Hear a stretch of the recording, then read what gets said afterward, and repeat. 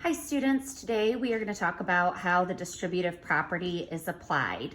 This is a topic that you have previously learned about, but it is something that we need to review. As we're moving forward, you're going to start working with two-step equations involving the distributive property, where you'll have to apply that and then work forward to solve the equation. So let's review what the distributive property is and what that shows, so you remember how to use that. I'm going to do some color coding here just to show you how the different pieces work together. So if we have a number A, and we'll let A represent any number, and we are going to multiply that by the sum of two terms. We'll call them B and C. So this is distributing multiplication over addition, so through the parentheses. So when you are doing this, what the property states is that if we're multiplying A times the sum of B and C, we can also write that as A times B and A times C. So we can multiply through that A by both terms in the parentheses, and then we add those terms together. We add those sums together, or products, sorry.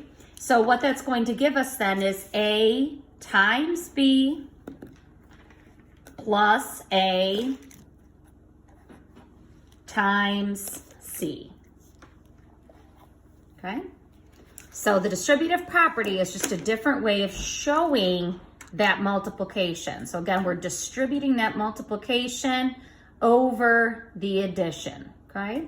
So a couple different ways that you can think about this. I like to think about this as being a costume party. So you have your friend here maybe dressed as an ant, and he's outside of the house, and the parentheses represent the house, and he's knocking on the door, and his friends B and C are on the inside. So their friend the bat and their friend the cat. Okay, so the ant is out here knocking on the door. He comes in and says hello to the bat, but then he also has to say hello to the cat because that would be rude to say hi to only one friend. So that's just kind of a way to think about distributive property. Making sure that you're multiplying both terms in parentheses. And then whatever sign is in the middle, be it an addition or a subtraction, that's the sign that gets carried over here. So that's what the property looks like. So let's go ahead and take a look at some examples of that using numbers now. So let's say I have a 4 on the outside and I am subtracting two terms on the inside of those parentheses. Okay, so again, what the distributive property tells us is I'm going to take this outside number and it has to say hello to both terms inside the house. So this 4 is going to say hello to both terms in the parentheses. Okay, and again, what that looks like is 4 times 2. Take whatever sign is in the middle here and just write it there. And then 4 times 5. Okay, so 4 is being multiplied through to both terms in parentheses. So when you simplify that, 4 times 2 is equal to 8 minus 4 times 5, which is equal to 20. 8 minus 20, you can also think of that as 8 plus a negative 20, and that's going to give you a negative 12. Okay? Let's take a look at another example. What if I have a negative 2 on the outside of the parentheses, and inside the parentheses I have 1 minus 4. So again, that negative 2 is knocking on the door here. So it's going to go in and it's going to say hello to the 1, and it's going to say hello to the 4. And the way it shows hello is by multiplying. And then we take this subtraction in the middle, and that's what we put in between the two terms. So negative 2 times 1 minus negative 2 times 4. Okay? Simplify what you have. So negative 2 times 1 is going to give you a negative 2. When we subtract a negative, remember that's actually the same as adding a positive. Okay, so you keep, change. Okay, so this is negative 2 plus 2 times 4, which is 8, and a negative 2 plus 8 is going to give you a positive 6. Okay? Now, if we were to take in parentheses here and do 1 minus 4, that's equal to a negative 3. Or think of it as 1 plus a negative 4. That's equal to a negative 3. Well, a negative 3 times a negative 2 gives you a positive 6. So we're not changing the problem. We're just changing the way that it looks, okay? Because then it can help you with problems like this. What if we have a 3x? Let's introduce a variable here.